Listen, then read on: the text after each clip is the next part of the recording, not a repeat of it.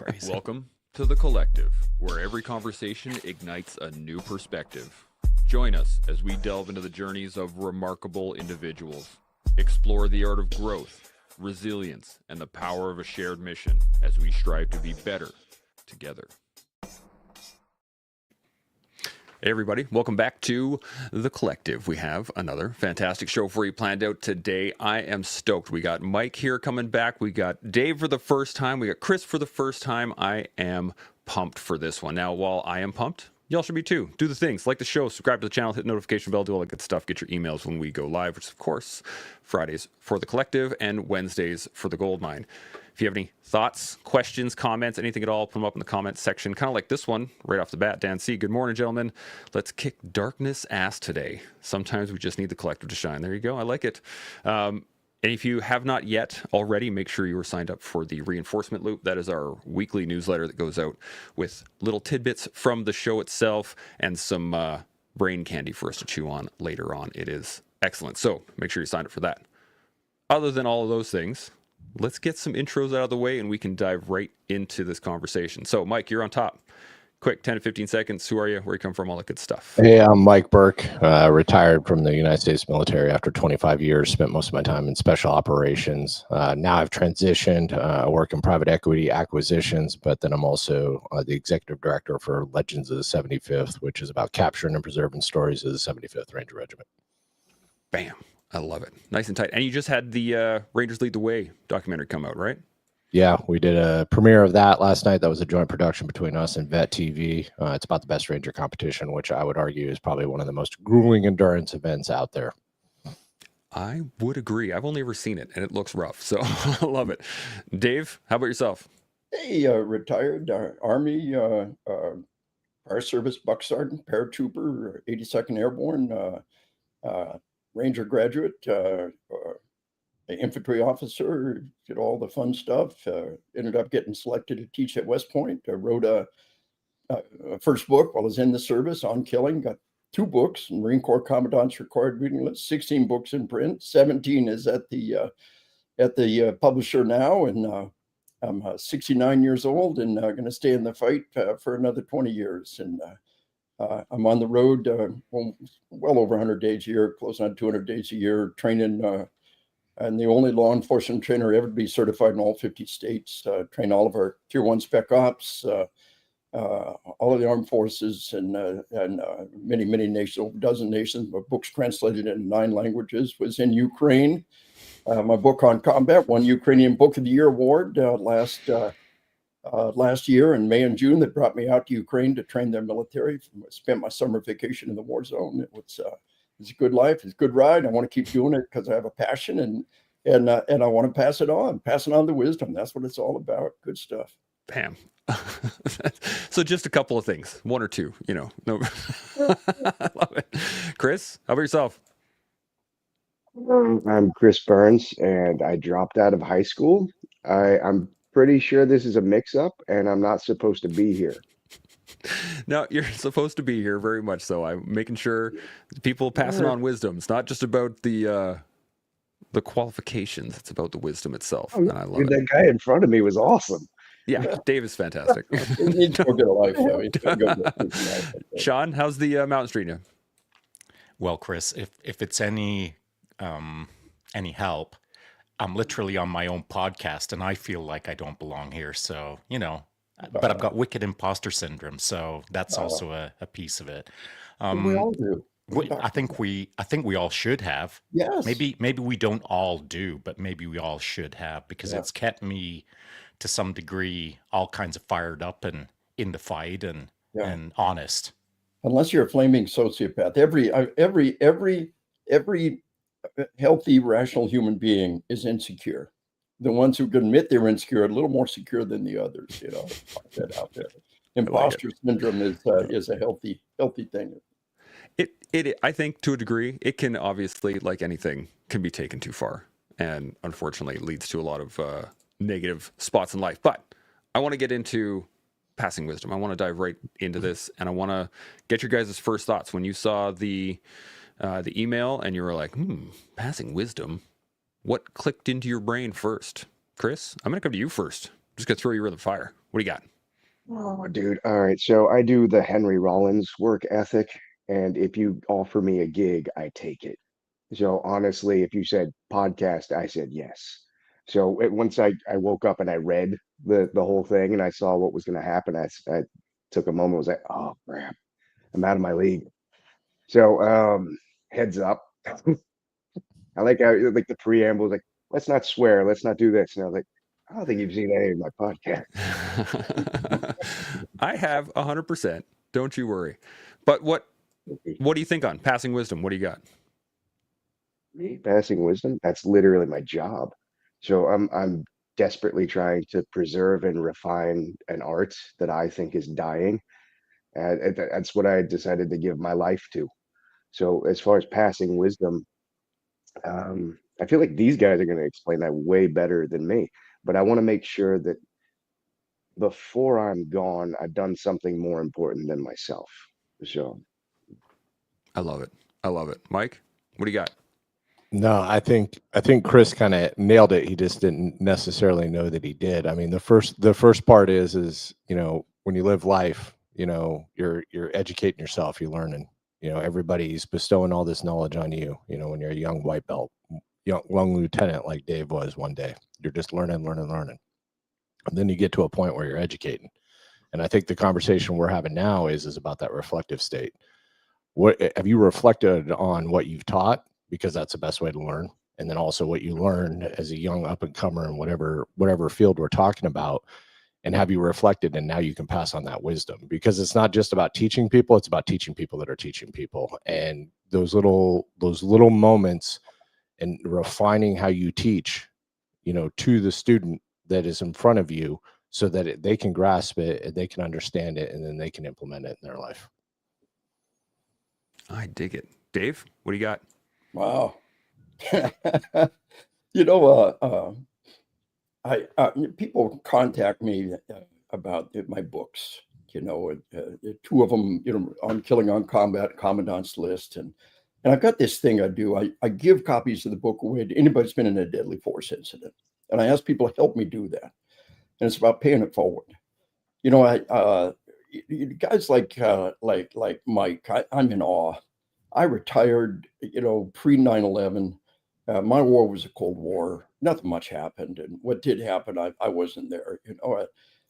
I've had the privilege of interviewing more people who've been in combat than anybody in human history. Just nobody's had the opportunity. All the work I did before I retired for my first book on killing, and then I'm on the road truly for over a quarter of a century now. 100 days a year or more, every day somebody comes up. I talk about what it's like in combat: tunnel vision, slow motion time, auditory exclusion, memory gaps, memory distortions, and I give case studies. Case studies are what makes it come alive. And every day somebody comes and says, oh, that happened to me. That didn't happen, but this was like this. And the ones that are a little different have something to teach us. And here we are. We had in 2021 was an all-time record number of cops murdered in the line of duty. 2023 was the all-time record number of cops shot in the line of duty. We don't realize our cops are in constant combat in so many ways. Meanwhile, here we are in the longest war in American history by far. Ever since 9/11, we've been in the fight. And I'm out there teaching these guys every day. Now, early on, I thought, who the hell am I to be teaching these guys? When the war started, these spec ops, the tier one guys, and what I found out was that the more elite they are, the more they value what you've got to give. The hardest class is a bunch of baby cops. They don't know what they don't know, in the academy. They don't know what they don't know, but I tell people, every day I get this, and my goal is to try to pay it forward. So I've got this little policy that is, especially on hunting, won the Ukraine Book of the Year award. Marine Corps commandants required reading it. Anybody's been in a deadly force incident, anybody that could use a copy of the book, just contact me. And it's my little ministry to give signed copies of the book out to people, trying to pay it forward. And that's what it's all about. Me in my presentations, I do a full day presentation, usually law enforcement. They're all ADD. And they're all there at the end of the day. They don't have to be. They got court dates and family things. And I got a letter from the California Attorney General's office saying your training has consistently received the highest student evals of any instructor in the state of California. It's just word of mouth keeps bringing me back generation after generation. People say, I saw you as a rookie 25 years ago, and now I'm bringing my son to see you, and that's the function in life. That's what gives us a passion. Pass on passion. You can make a play on those words, and that should light our fuse and give us that passion to pass it on. And every bit of wisdom anybody's given us is this piece of responsibility to try to that it doesn't die with us, that we pass it on. I'm 69 years old, and I just want to do it for another 20, 30 years. Willie Nelson is 92 and on tour. That's who I want to be when I grow up. And we should plan for that. We should plan for 90. We should plan to stay in the fight into our 90s. By the time we get there, that'll be normal. And fight the long fight. And I like what you said up front, kick darkness ass. And you're a force for good out there. And your goal is to pass on wisdom, kick darkness ass. I'll give some examples later on of how to create critical mass and getting the wisdom to take root and transferring lessons. But that's we're going to get into that shortly. Don't you worry. Oh, don't worry. He's already into it. I love it. Sean, what do you got? What are you thinking? All right, there's a lot to think about, of course, on this topic. And I'll start up at the top with Chris because, he's literally at the top. And so, Chris feels a little bit like I felt when I first got into podcasting. And I've already established I've got 101% imposter syndrome. And that's a difficult thing to play with, irrespective of how qualified you are or what you've done in your life or, how many trenches you've taken or whatever the case is. Doesn't much matter. If you've got imposter syndrome, you've got it. You can try to reduce it, but you got it. And so then if you got it, what do you do with it? Well, what I've done with it all my life is I've learned how to use it as a lever, as a tool to help me perform better. But until I started playing with that lever of imposter syndrome, I was just a victim to it. Now it is literally a weapon in my arsenal. But it doesn't mean that my life is like easy peasy lemon squeezy with imposter syndrome. It just means that I've got to be super duper aware of it and engage it in a way that lets me kick that ass. And so, Chris, again, when I started podcasting, and it's now been about 1,000 podcasts later, I sucked so bad, and I almost quit that day, and etc. And yet, here I am, still trying to pass on wisdom. Why? Well, the reason I'm trying to pass on wisdom, and this is an important aspect of this entire 2-hour-long podcast, is if you don't understand why you're trying to do it, then you will eventually stop trying to do it. And you might not even realize that you stopped. It's okay to have passion. You might be passionate about passing on your wisdom, but the passion will run out eventually. And then you'll have to rely on your why. And so my why I started podcasting, as an example, is because some of my friends asked me to try and help with mental health awareness and reducing suicide and basically just trying to be helpful.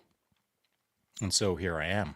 And now I find myself in this panel, surrounded by some new faces. And of course, Mike has been on the show before. And even, as I said, on our own show, Chance and I co-hosting on my own show, when I saw this podcast that we're on right now, 3.5 years ago, the imaginary podcast that I would be on, I didn't know that this is what we would be talking about. But I do know that this is what we're supposed to be talking about. As individuals, in our phases of life where we've established some maybe street credibility or a body of work or some knowledge that we can pass on that is worthy of passing on, well, that's a sign of a good life, for sure. But then how to do it well and why to do it well.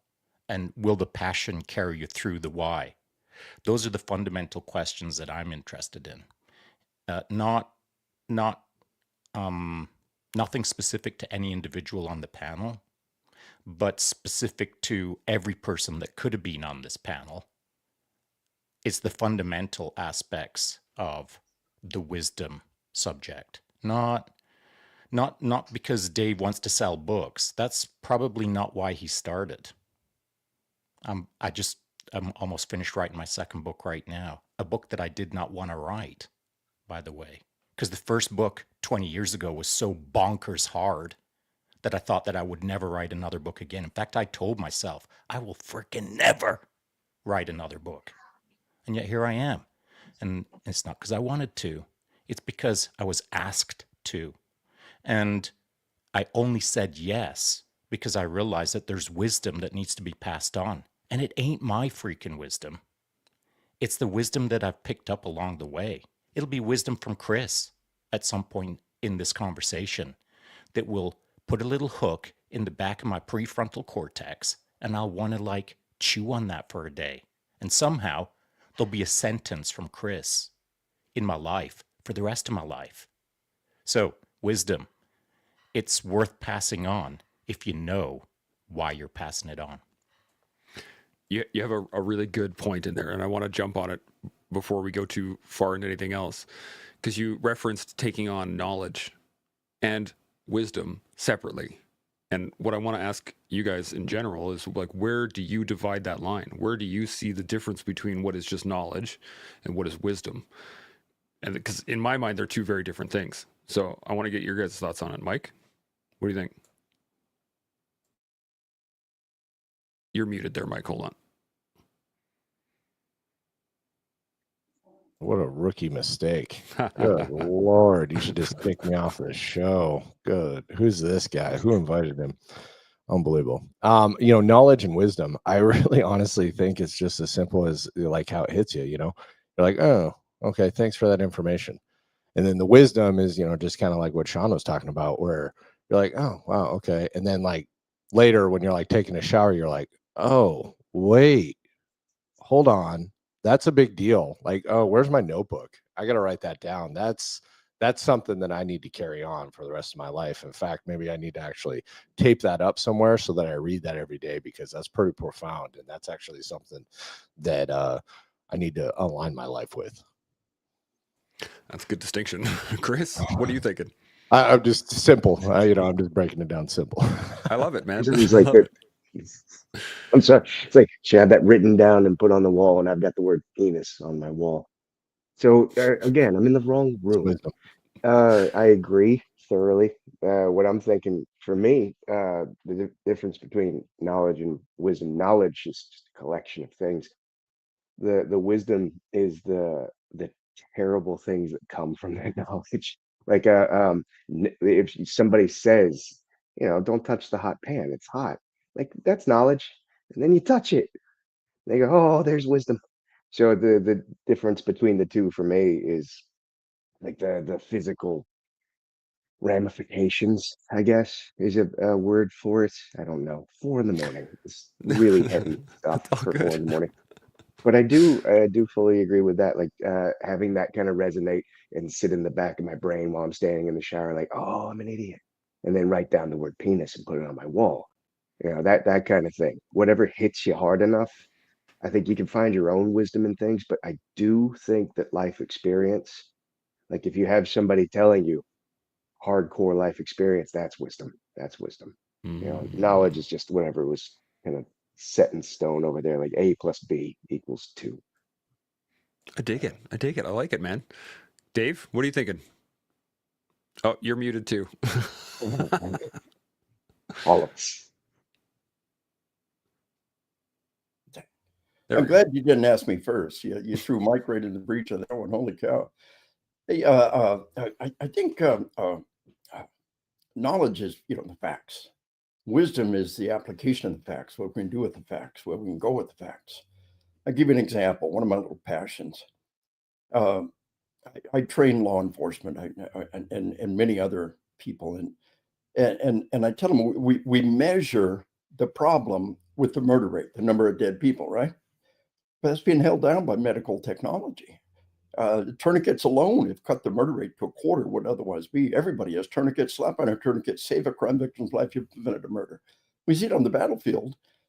But just like we have an inflation-adjusted dollars, we need medically adjusted murders. So I'm teaching a chief's conference, a sheriff's conference. I tell them, this is knowledge that we're completely fouling it up. We've got totally flawed information. The score in this game is screwed up. Like if I told you, your grandpa made 25 cents an hour, you make $25 an hour. You're 100 times richer than your grandpa. We all see the lie. We all know you got to allow for inflation, but we compare the murder rate over years and we don't understand the lie. So that's the knowledge. What's the wisdom? We're losing the war on crime. The crime rates have exploded in decades long. It's just consistently upward. It's out of control. Our civilization's coming unglued. Bad things are happening. But when people understand how bad it is, they'll start throwing money at that. Criminal justice is public safety is the baseline of every civilization. Maslow's hierarchy of needs. I call it the social contract. The Pharaoh, the Romans, us, every government. You obey the law. You pay your taxes. We'll help keep you safe. If you can't do the fundamental obligation of keeping them safe, why would they pay your stinking taxes? Why would they pay your damn law? Total breakdown. Because you can't provide the fundamental responsibility. And so maybe the application, the wisdom is that when we know how bad it is, we'll start throwing money at this problem. Another thing is the link between sleep deprivation and suicide, this global epidemic of sleep deprivation that we're in the middle of is our media is killing us. And this link between sleep deprivation and suicide, and that's knowledge. The wisdom is, I tell a school district, the link between sleep deprivation, mental illness, sleep deprivation, suicide, sleep deprivation, traffic deaths, sleep deprivation, drug overdoses. I tell them, we'll talk about keeping your school safe from violence, but odds are you never have a kid murdered. But unfortunately, you've almost definitely had suicides, traffic deaths, number one killer of teenagers, and suicide right behind it. You've had drug overdose, got mental illness. You say, what can we do about the suicide, the mental illness, the drug overdoses? If you want to walk out that door and save a kid's life, we teach them the fundamentals of sleep hygiene. Boom, boom, boom. Here are the things we can teach them. When my second grade teacher told us cigarettes kill people, I went out and hid my dad's cigarettes. When we teach these kids the fundamentals of sleep hygiene, they'll do it. And you can change the world. Walk out that door to save kids' lives by passing on this information. So there's a knowledge, there's a wisdom to my mind, is how we can apply that knowledge and save lives and have a passion for making a difference and saving our civilization as we descend into madness and crime and violence. I find this quite fascinating, the fact that each one of you guys has had a slightly different look at it, and I'm loving it, because you're talking what is psychologically profound, something that clicks in your head, Mike. You're talking about the actual physical application of knowledge, being able to use stuff, and then on top of it, you're talking about the mental transfer of knowledge to wisdom, which is fantastic. Sean, what are you thinking? I'll keep it maybe even simpler than Mike did, and I appreciate how you handled that, Mike, when it kind of got thrown in your lap, and you kept it simple. And I know that you could have built it out, just as we all could build it out, of course. But I'm going to make it simple, and then I'm going to throw it right back to you guys. So, looking at Mike, the simple knowledge would be that, as he stated, and I kind of agree with him, that. But I'll couch it a little bit. I'll universalize what I'm about to say. The Best Ranger competition is one of the hardest competitions in the world. So that's the knowledge. What's the wisdom? Well, if Mike said that to me when I was like 18, I would have looked Mike in the Mark 1 eyeballs and I would have said, oh yeah, where do I sign up? That's the wisdom for me. The knowledge is that's the hardest thing in the world. Cool. My wisdom is that's what I want to do. And I don't know anything about it. I don't have the knowledge to know if I could make it or not. But I have the wisdom, my internal wisdom, that feels right to me. And so Chris had said consequential or ramifications. That's an interesting twist, because often when someone talks about the subject of knowledge and wisdom, it's often referred to as a positive, a net positive. You gain wisdom, so you have a net positive. But when there's ramifications involved or consequential outcomes, as Chris said, like if you gain some knowledge and then you realize that that knowledge has consequential outcomes, well, the wisdom should be not how to use it in a wild way.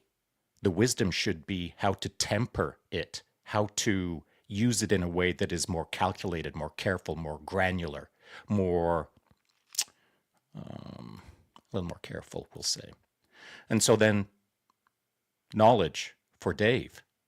His knowledge as he just finished off there, and he, he said a lot of things, but right at the back end, he was talking about the negative outcome of not applying sleep hygiene correctly and the consequential fallout of that. And I'm quite familiar with that as a high performance race coach for 15 years, looking after athletes all around the globe. And so if you don't have your sleep nailed, congratulations, you're already losing. And so, but what's the wisdom? What's the wisdom as to what Dave said? Well, if Dave was telling everyone in a school auditorium that sleep hygiene is critical to your well-being, but he tells it in a goofy way that doesn't, like, no one picks up what he's putting down. If he comes in there all large and in charge and doesn't read the room and just spouts off something that is just not right, and everyone like looks down at their phone and disappears into it, well, he didn't have the wisdom to pass on the knowledge in the moment in a way that was appropriate. And so knowledge is one thing. You can have all the knowledge in the world, but the wisdom is knowing how to use it, when to use it, why to use it, as far as I'm concerned. I dig it. I dig it. I wrote down here, the ability to make fire is knowledge. The ability to use fire would be the wisdom in it, in that I can cook using fire. I can fight using fire. I can do a lot of things. I can temper stuff. I can create things. I can do all kinds of stuff, but I can also destroy it as well very quickly. And I love this. I'm going to go around the table, see what everybody else thinks again. Mike, what are you thinking right now?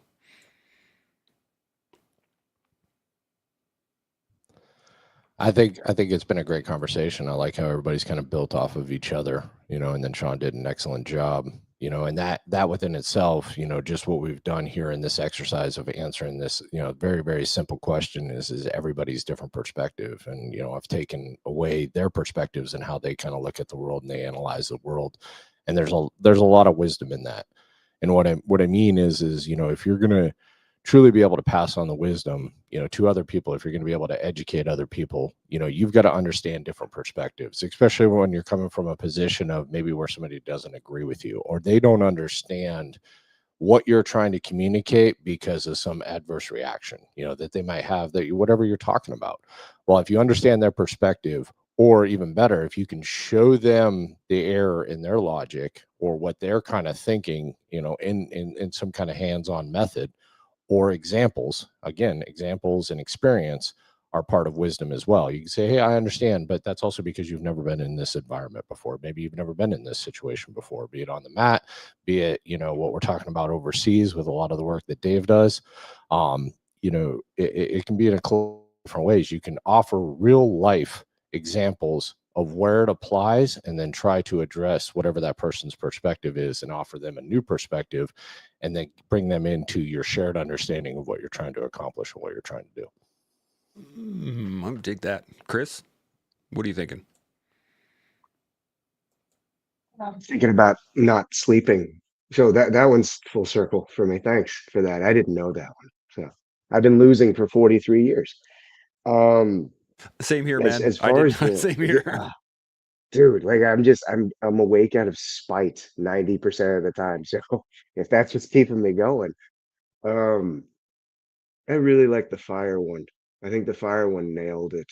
I wish you had just started with that so I could just shut up. Well, thanks. I think that was perfect. I don't think I have to add too much onto that. Bam. Dave, you got any thoughts? I love what Sean said. taking it to the next step. You know, you got the knowledge, you got the application, but without the methodology of doing it in an effective way, it goes nowhere. So you really got to take what I would say and take it the next step, and having the skill to communicate it in an effective way for the appropriate audience. It's that really takes it the next step. It's good. I like it. I dig it. Sean, you got any other thoughts before I jump into another question? I do. Something that David said earlier on how he's had the privilege of well, he's had the privilege of doing a lot of things, but one of his privileges would have been instructing or passing on his knowledge and perhaps his wisdom to Tier 1 special operations. And I believe David also mentioned how perhaps, and I'm gonna maybe build it out a little bit through some inference, that he enjoyed it because they received it well, because they're very accepting of who he is and what he was passing along. Now, if I may, I'd like to use that as a point to build out something that has to do with knowledge and wisdom. And so, what I've found, and I would like to pass this on to Chris next. So I'm prompting you to wake up in Australia for a second. Chris being a senior instructor in martial arts, I only became familiar with Chris a few days ago when Chance said that he was going to be on the show. When I started tracking Chris, I really like how Chris teaches. I like how Chris passes along wisdom, and he may have penis on his wall, and that's kind of like who he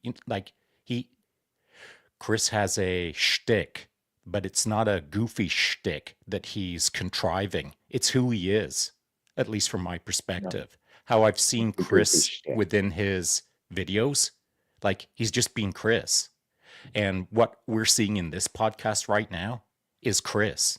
And it's not Chris when he's tired. It's just Chris's style. And I believe that his style is because he's good with himself.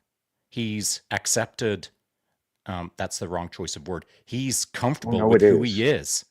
And so he's now not creating a false avatar out there for the internet. He's just being Chris. And I appreciate that.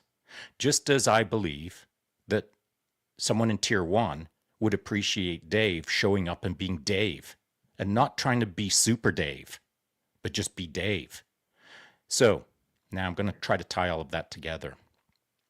What I have seen is this, that as white belts or as perhaps regular infantry or regular army, when Dave shows up, sometimes the crew is less receptive because they haven't learned yet how to learn, or they aren't wise enough to seek the wisdom. But the more you're in the game, or the higher up you go, or when you get to Tier 1, or when you get to your brown belt in BJJ, we'll call it, or black belt, at that point, you should have learned how to recognize knowledge and turn it into wisdom.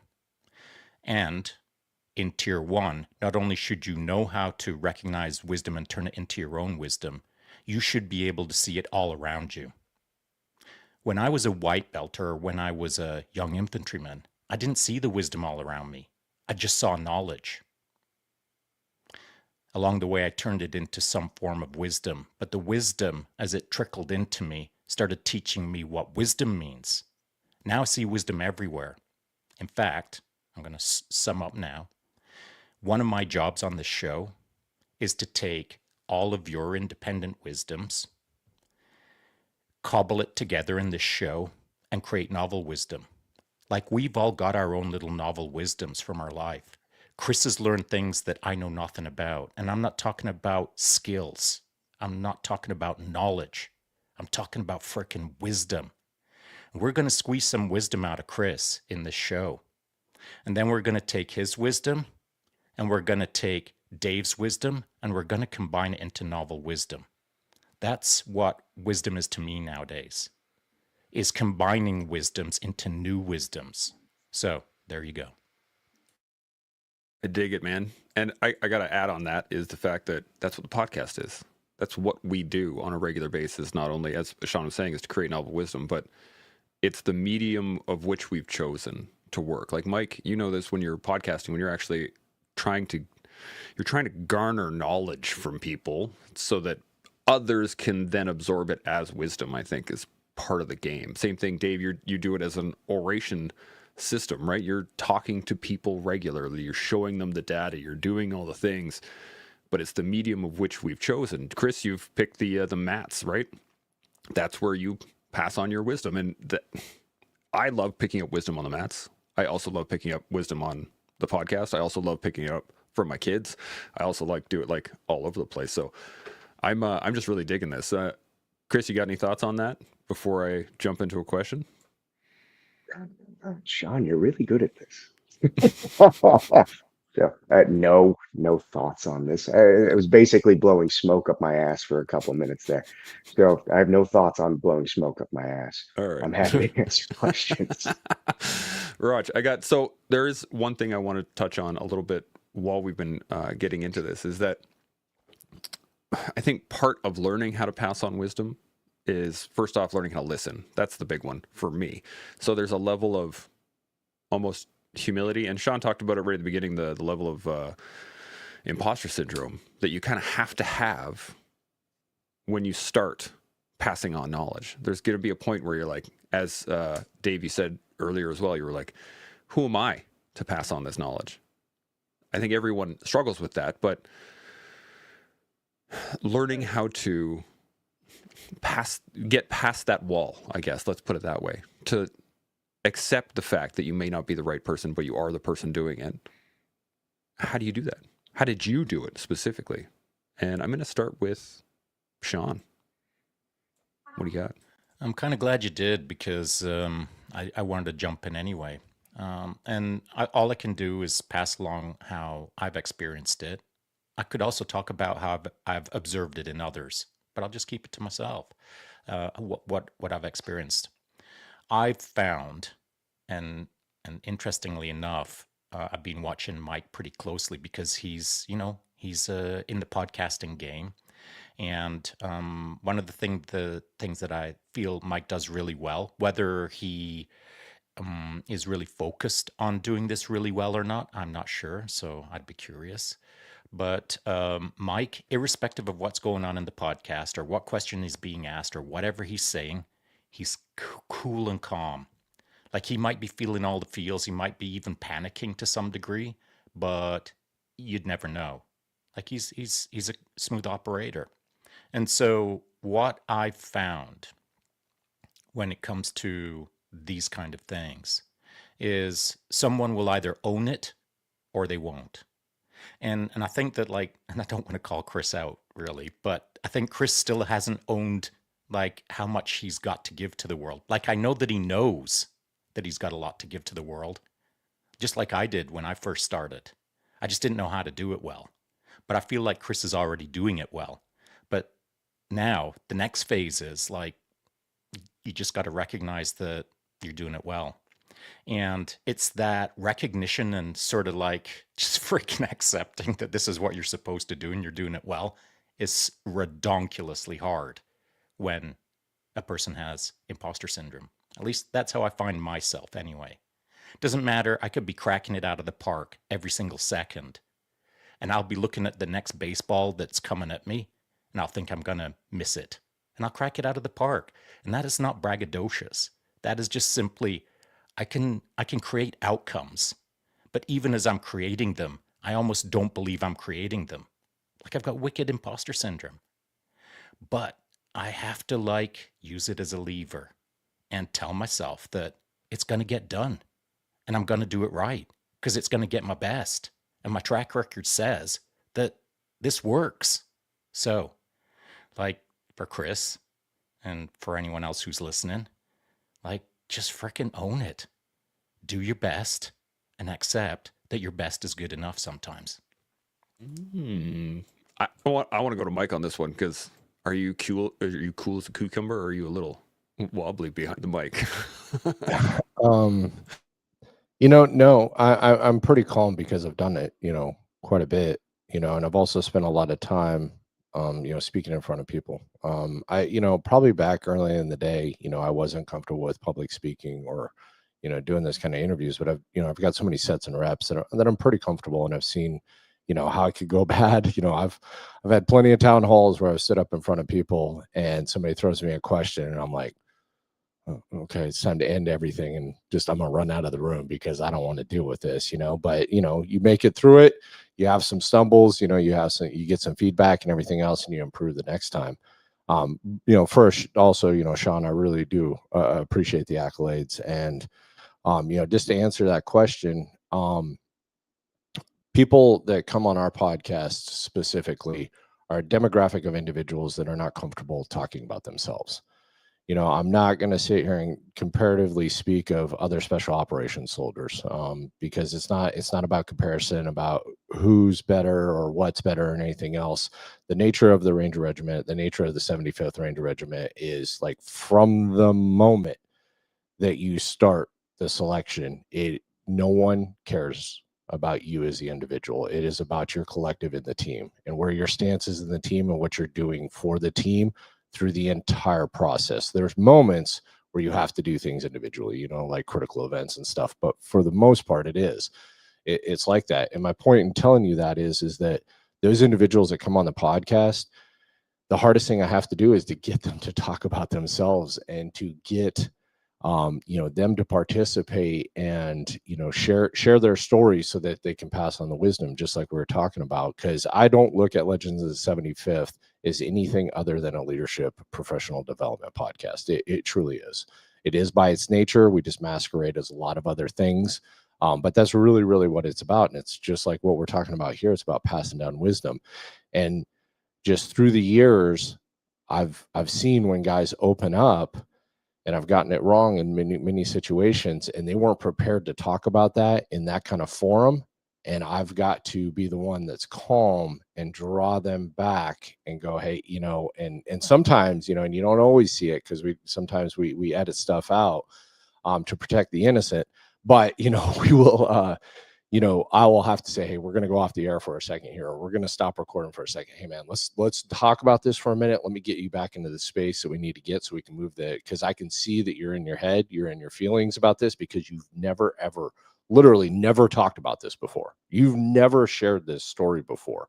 And it would be an injustice for me just to continue us forward with you in that space. So let's work through that. Let's talk through that. And maybe it won't even end up being today. Maybe maybe we're actually going to stop things and come back. And we've had to do that a few times and, and then go from there. And the point being is it's been through trial and error. So I've seen it, I've seen it done a lot of different ways. I've had a lot of experiences. So that's, kind of the way I'm able to do it. So it's really the wisdom, as we're talking about here, that has allowed me to do that. That's based in experience. I love that. And yeah, we've done it wrong many times. Sean, what do you got? We have done it wrong many times. And so thanks for bringing that up, Mike, because anyone who is interested in trying to be helpful through podcasting in these kind of environments, particularly when it comes to high performers and their high performance is being established over a body of work of perhaps decades, if this is their first time ever stepping in front of a podcast microphone, it's not always great. And it's not always great for everyone. And so we have seen it ourselves, but I've seen it from myself, like where I was still trying to figure it all out. So it's good if you can find someone like Mike or Chance to get you on a podcast where things to some degree will be relatively smooth. Like ours perhaps would be a less smooth podcast than Mike's because we're freaking live. And I'm going to tell you right now that a recorded podcast is way different than a live podcast. So wrap your head around that. But Mike, thanks for explaining it the way that you did. And I learned from that. Thank you. Can I add just one more piece to that? Yeah, and I'll give you an example of this. So we did something. This was probably about a year and a half ago. We did a mental health roundtable. And it's where I had a collection of folks on to talk about different mental struggles. And, it was so well received by the community And people have, ever since we've done that, they're like, you got to do more. You got to do more of these. You got to do more of these. But what they don't know is behind the scenes, and we're trying to fix this. I'm trying to put measures because I want to do it again. Is there was two major mistakes that we made with doing that. Is one, I brought all these individuals on, and I kind of falsely made the assumption that they'd done the hard work to deal with the things that they were going to talk about, and the struggles that they were going to talk about that they've had, post service, so to speak. And one of the individuals, as he told the story, it was a remarkable story, about losing soldiers, overseas and everything. And then when he got done, I just watched him. And then all of a sudden, because he was there with another buddy of mine, they were in the same room doing it together. I get a text, and he's, my buddy, he's like, "Hey, we're going to go off the air. I'll tell you later." And so they dropped off. And really, literally, he had shared a story in a way that he never shared it before, and kind of had this moment of a realization of how it had impacted him mentally. And it crushed him, and we had to do a bunch of stuff and get him help and everything else, so that he could deal with that in a safer environment. But that was a big mistake on my part. I didn't properly vet the individuals. I didn't sit down and talk to every single individual about what they were going to share. And that was a mistake on my part. The second mistake that I made was we didn't have a resource center on the back end of it. Because you got all these guys that are larger than life. These are retired sergeant majors, colonels, pillars of the community that are getting on sharing these stories. And people have looked up to these individuals for decades. And they're talking about the bad places that they've been mentally, and the experiences that they've had. And of course, the people that were in attendance, and there was a lot of people that were on the live stream, they were impacted by that as well, either because they were there or because they were like, wow, I have that same thing going on, and I've just been kind of sucking it up because I just thought I was the only one dealing with this.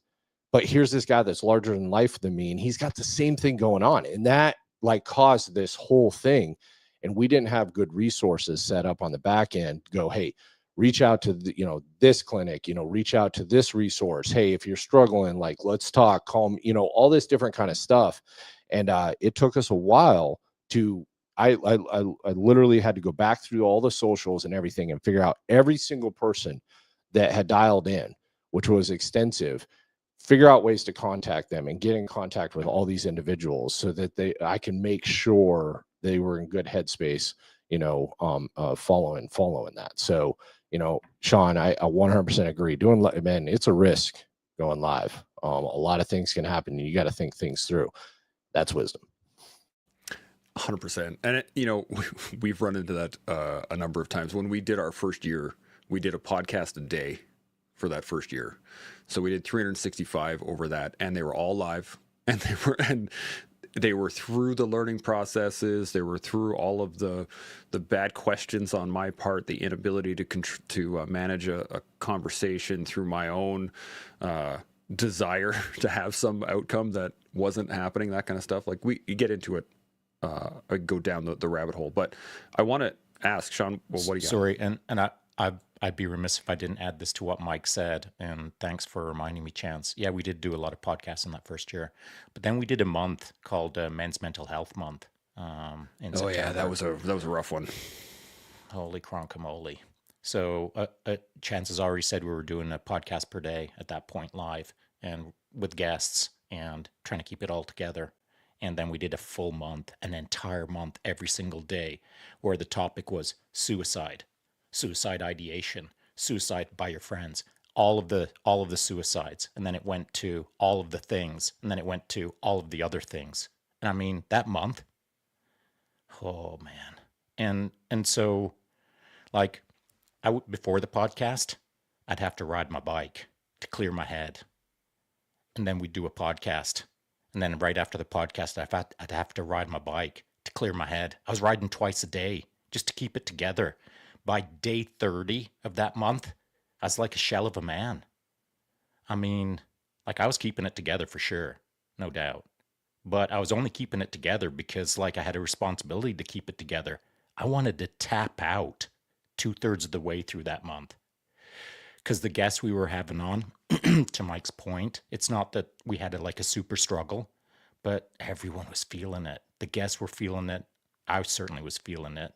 And like later that day when the podcast would be done, my DMs would be flooded, or my direct messages in my Instagram account would be flooded with people who like were responding to the podcast either positively or negatively. Like it would go everything from, man, you just saved my life. I don't mean me. I mean, the podcast just saved my life, right through to, man, I want to end my life. Like, I mean, it was all over the ice. And so these things that we do, you know, where we've taken knowledge and we're cobbling it together into wisdom, and then we're trying to pass that along, like it comes with a certain set of responsibilities for sure. Yes, and luckily, I can't say luckily, but after that month especially, we found a really solid groove. That was like we went through the hard time, similar to, you know, anything that we would experience in the military, or even I can't even imagine how many times the white crucible event. Crucible event. That's a great line. And I wanted to ask this, Dave, earlier. I imagine when you were like interviewing for the books and digging up all the knowledge and all that stuff, how difficult it would have been pulling out information from all of the old vets and all of the old police officers and trying to find that info must have been horrendous. Well, you know, it's funny you mentioned that. I want to talk about that. Sean talked about being a young infantry soldier and not caring, you know, and not caring what you didn't know, you know, and not knowing what you didn't know. And then Mike rolled into this. You know, there's an issue here of trust, and they've trusted you, and they've trusted you to share their story with you. So it was 1975. I was a young paratrooper, 82nd Airborne Division, and we had Vietnam vets all around us, and we were ready to punch out anytime, you know, always ready to go. And we wanted to know what combat was going to be like, and they wouldn't say. I mean, it was just like this taboo topic. And then, you know, fast forward a decade, you know, Captain Grossman, you know, a prior service sergeant, you know, en route to teach at West Point, and these World War II vets and these Vietnam vets would share. They'd tell me things that they never told anybody before. And early drafts of the book, and that's where writing the book comes from. That burden that I've got to get this book written, I've got to get this information, you know, preserved and prepared to pass on. And I really have this analogy, you know, if somebody walked up and asked about your sex life, hey, how's the sex life? How are your wife getting out? How many times, you know, what was, you know, how's it going? You wouldn't tell them, you know. But if it was, you know, Masters and Johnson, you know, maybe in some scholarly forum, you might tell them. Might even tell them the truth. And so I thought what was at the heart of combat was killing. And I wrote my first book, and I did all my research about killing, you know, and early drafts went out through the Vietnam veterans community, and the wife would make, you know, like 20 Xerox copies and pass it to other wives. And they said, was this what it was like for you? And they said, well, let me read the damn book. And then all of a sudden they'd talk about things they'd never talked about before. And we'd get this feedback loop and this information. But what I realized was, for those who fully prepared themselves, so many of those World War II vets and those Vietnam vets, there's this distinguished gentleman in front of me, but they were an 18-year-old kid when they were killing people. And what I realized was, for a mature individual who's prepared themselves, mind, body, and spirit, killing is just not that big a deal. What was at the heart of combat was what came out in the second book, the On Combat, and this dynamic of, you know, auditory exclusion. Every 100 knows you don't hear the shots and your ears don't ring, but nobody ever talks to anybody else about it. And we all live in our little silo. Nobody, you know, it's how come we've had 500 years of gunpowder combat, not let people know you're probably not going to hear the shots. The shots are muted, you know, and tunnel vision and slow motion time. I've had hundreds of people tell me they can see the bullet in combat. Dozens talk about I can see the bullet leave the barrel. I can see the bullet enter his body. And then the most important is the memory gaps and the memory distortions. Like 1 out of 5 just flat remembered things that did not happen. And then how critical the debriefing is to fill in the memory gaps, sort out the memory distortion, to learn the lessons. But then most important of all was how the sympathetic nervous system kicks in when you talk about it, when you think about it. And now that's normal, but it can become PTSD, and how the debriefing and the tools are constantly evolving. One of the tools is to leash in that sympathetic nervous in the big drink of water. And the big drink of water sends a message, says we're safe, and pulls some sympathetic, parasympathetic processes, and you're able to talk about it. So you do the debriefing. Everybody has a bottle of water in front of them, and the breathing exercises to reach out and take what's unconscious, your breathing, bring it under conscious control. And the burden of passing on this information and let people know it's normal to re-experience it. It's normal to have the sympathetic nervous system kick in. How you deal with it will decide whether or not it becomes PTSD. And all of this is people who've trusted you now to share this story with you that never shared it with anybody else. And this burden that turns into writing the book, and then this book is like a child born on life support. And you got this responsibility to provide CPR to keep that little sucker alive, and so that we can pass on the wisdom and help get that information. And it all is in that core of trust. And this young paratrooper, young people all around him that just wouldn't talk about it. And there's this desire to cut into that core of knowledge, that core of information. And I think what Mike's talking about is that trust. They trusted you enough to share this story. And then the burden of responsibility that comes with that trust. And what are we going to do with that? And that's I got a question for you, Dave. Yeah. So you started picking up some knowledge when you were a young man, and you started seeing the pattern of, man, people are talking to me about this. I'm starting to form a pattern. I'm connecting the dots. I see the pattern now, and I want to pass this pattern along to others so that they are wiser for it.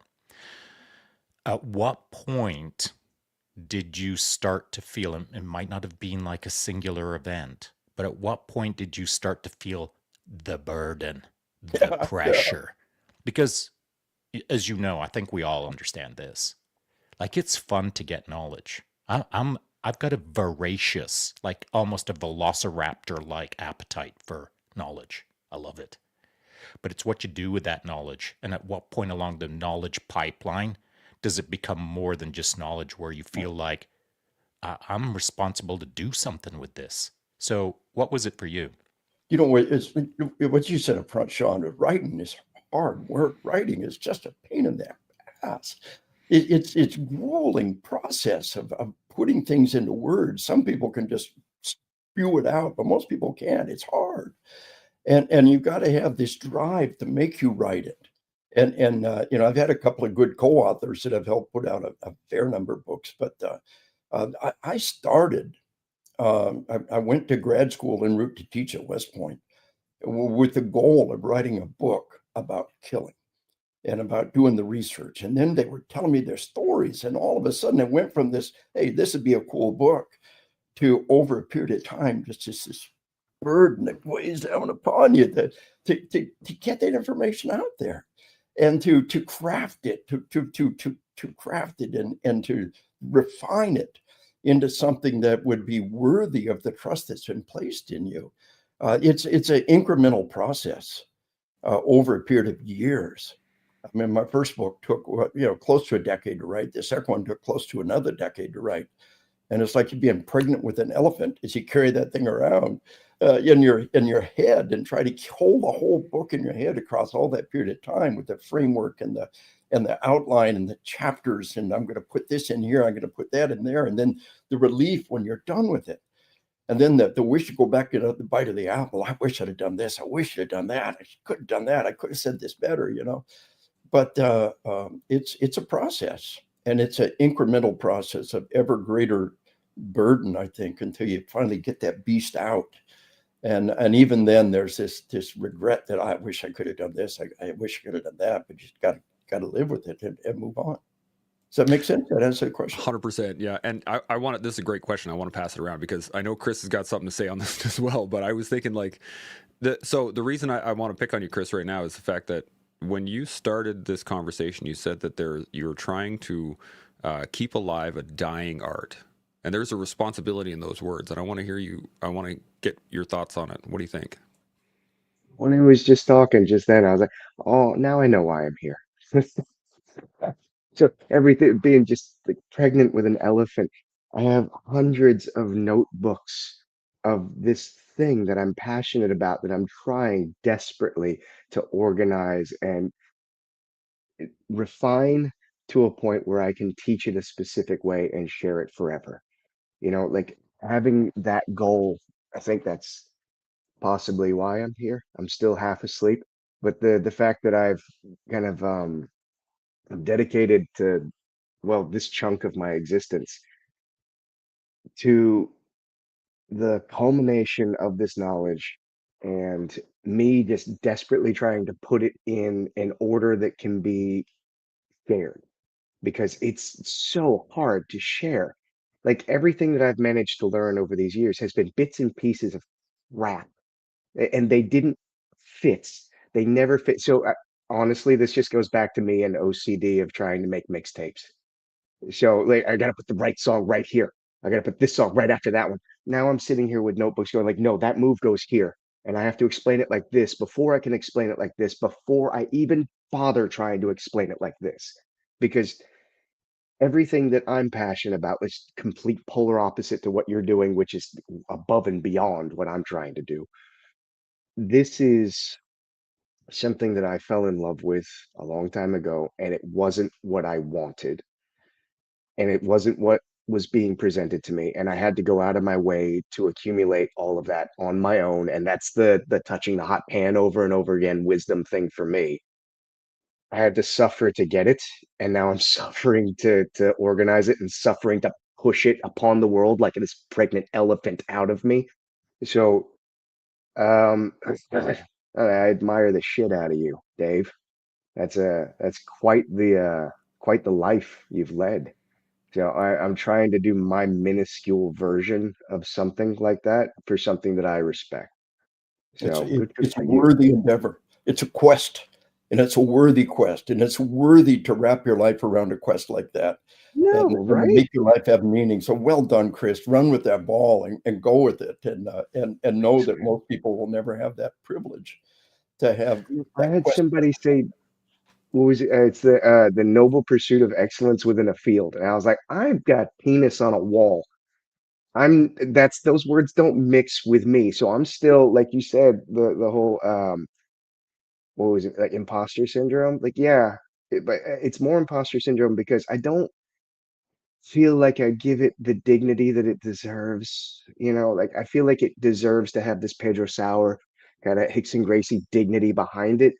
But when I open my fat mouth, people listen because I have stage presence, and that's the only thing that's making me present. Because if I had done like a video on the internet, it was like, well, this is a hip escape and this is a shrimp, as opposed to this is a hip escape and this is a shrimp, and you're stupid. Like the fact that I am verbal about these things and I don't care if you like me made me a community presence, a nuisance. So like I have the opportunity to share my knowledge because of this platform. So I'm trying to be dignified, but it's not gonna happen. I'm trying. It'll maybe, probably not.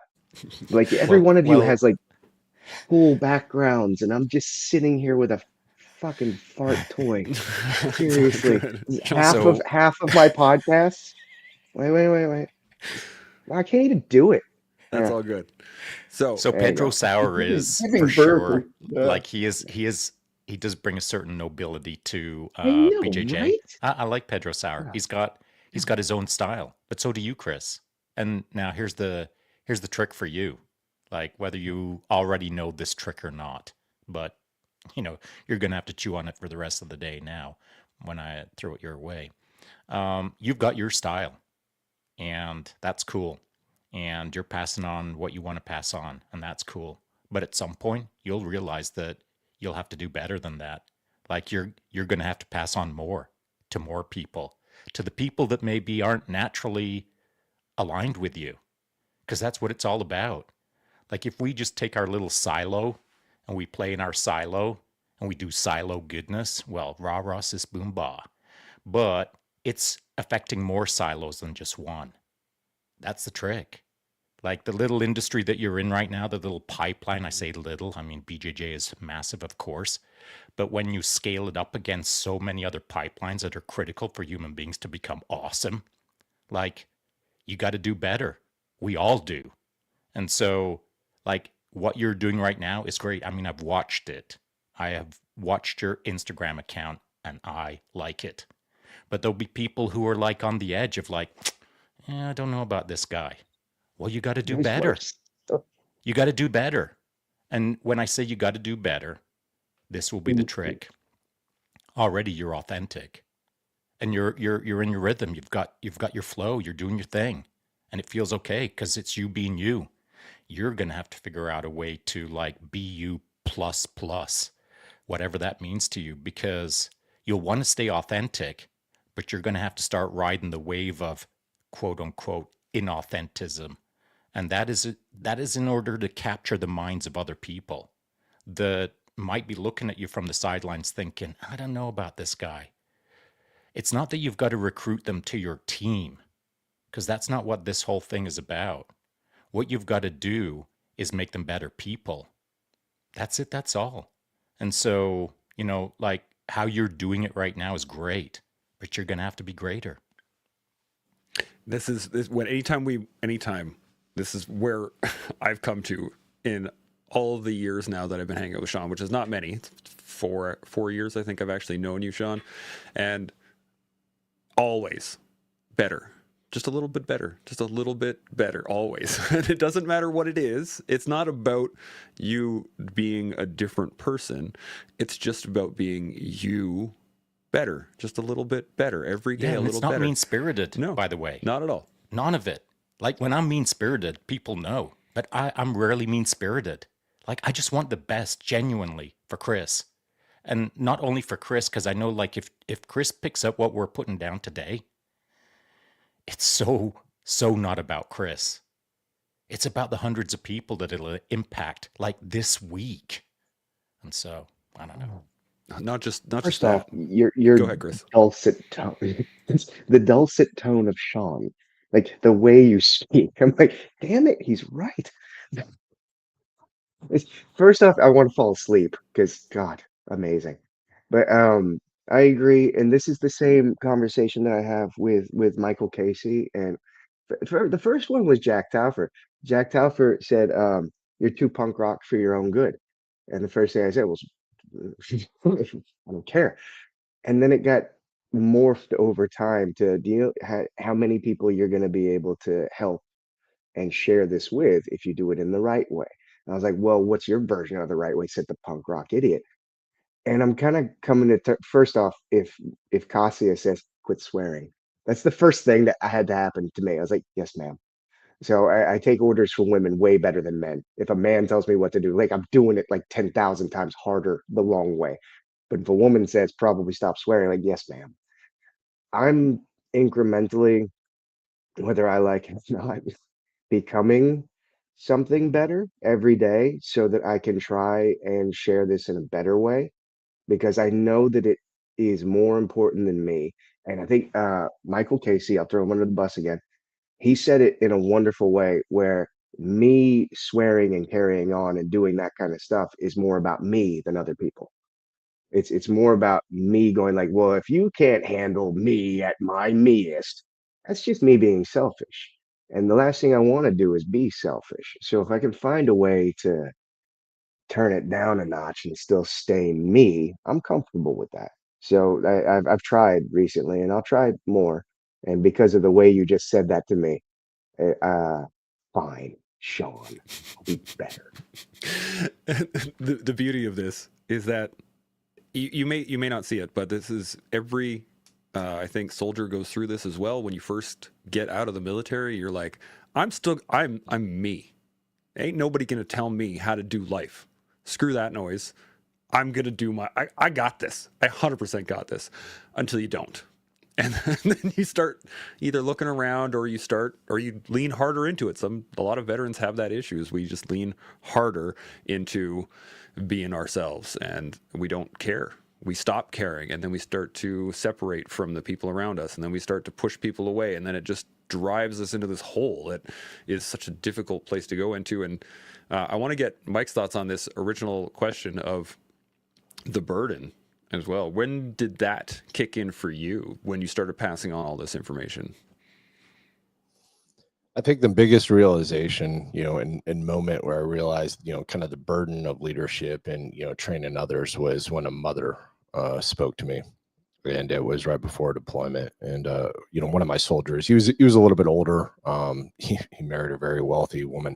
And so we used to do get-togethers at their house. Why not? We're all, poor white trash, and they got a nice place. Let's go there, right? And, so we used to do these get-togethers, and we did one right before deployment. And so we're there, and some of the individuals had family in town and everything else. And mother comes up to me, and like kind of pulls me off to the side, and she says, "I need you to make me a promise." I'm like, "Okay, what's that?" She's like, "I need you to promise that you're going to bring my son home." I'm 22 years old. Like, what? Like, I can't make that promise. Like, what am I gonna say to that? And I remember, and I'm just recounting what was going through my brain at the time. Like, there's no way I can promise that. You're seeing what's happening in the news, just like I'm seeing what's happening in the news every single freaking day, in Afghanistan and Iraq. And I can't remember which location we we're going to at the time. And I probably gave her some answer, like, well, we're well trained, we got each other's backs, like, all this different kind of stuff. But the point on the back end of that ties directly into what what you asked me here is, that's when, and it shouldn't have taken that long, but I'm an idiot. I'm not a very smart individual. I got a very, very thick head. Okay. It should have hit me a lot sooner. This is probably like my 4th deployment, but it's where the moment where I realized the magnitude and the burden of what I was doing, which was leading, training, and preparing men in combat. And I just remember, like, this was maybe, I don't know, 2 or 3 days before the deployment, before we were out the door. I couldn't sleep, because the revolving question going through my head was, have I done everything humanly possible to prepare these men for combat? And I could not answer that question. I couldn't say yes, that I have, because I just never thought about it that way. But I know I'd done stuff, so I didn't necessarily say no. And that fundamentally changed, like, everything I was as a leader, as a human being, and everything going forward. Luckily, that deployment, it was a good deployment. There were some crazy situations, but overall, it was a pretty benign one. Just because of, kind of the mission set at the time. But going forward, I mean, it was always about, during the training cycles and the preparation times and the evaluations and everything else, was running myself beyond my own limits to make sure that these men had everything that they could possibly, have in their heads, in their muscle memory and their ability to prepare them for the next combat deployment.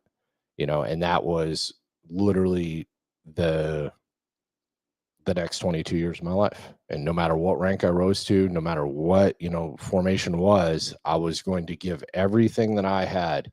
If I, looked at something and I said, I know this, but they don't know this, then I immediately, I need to transfer that knowledge. I need to transfer that experience. I need to tell that story.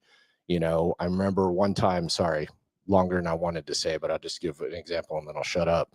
I remember in a shoot house, we're doing different drills and everything else. And, when you come up to a open door, a door's open in a hallway and everything else after the initial breach, I always train guys, no matter what you do, you throw a flashbang in there. If the door's open, you throw a flashbang in there. And I just remember going through this shoot house, this iteration, and this one team just was not doing that.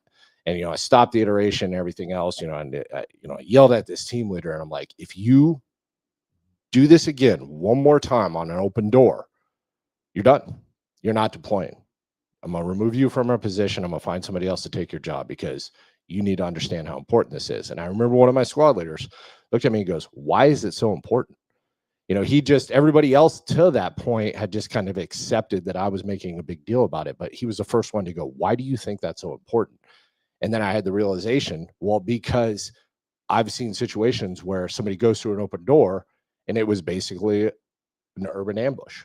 The door was open so that they had a clear line of view as you either passed by it or tried to pie it or, went straight into it, where they can immediately start firing upon you. So it was something that was ingrained in me to prevent that kind of moment where we were vulnerable coming through the fatal funnel, that we need to throw a flashbang in there to gain the upper hand again.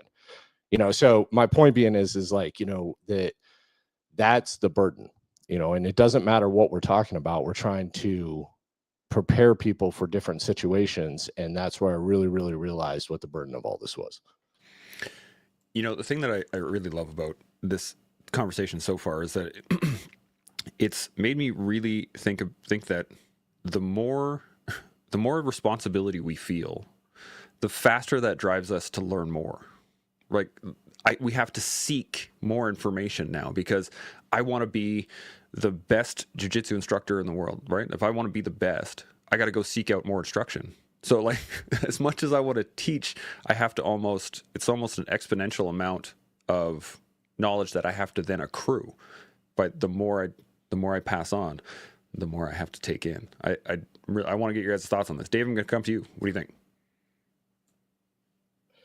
Yeah, it's an everlasting process, a never-ending process of getting more info and giving more info, and keeping it all current. Like, I was just saying, in spite of body armor, in spite of medical technology, all-time record number of cops murdered in the line of duty in 21, all-time record number of cops shot in the line of duty in 23, and staying current, and then that responsibility to pass it on. And you can't have some presentation in a can and use it for a lifetime. It's got to be evolving. It's got to be constantly staying current and evolving, or otherwise you're not worthy of the responsibility that's been placed in your hands. Not worthy. I love that, Sean. What do you got? I got to draw an important distinction here now. And so it's got nothing to do with our panel. It's got everything to do with people who aren't in this panel, because this panel as a whole understands the consequences of moments where lives are at risk or there is threat to life. And so Chris, as an example, probably faces that every day as he's instructing students on his mats, because invariably someone in that class, sometime in their future, near future, mid future, long future, whatever, is going to be in a underground parking lot where a couple of losers approach them and try to rob them of their watch or whatever. And it could go sideways. And if it goes sideways, and then there's some consequences out of that sideways moment, well, now that's on Chris, if Chris was being a goof. And so our jobs, our lives, when we're responsible for other people or other lives, is to professionalize up.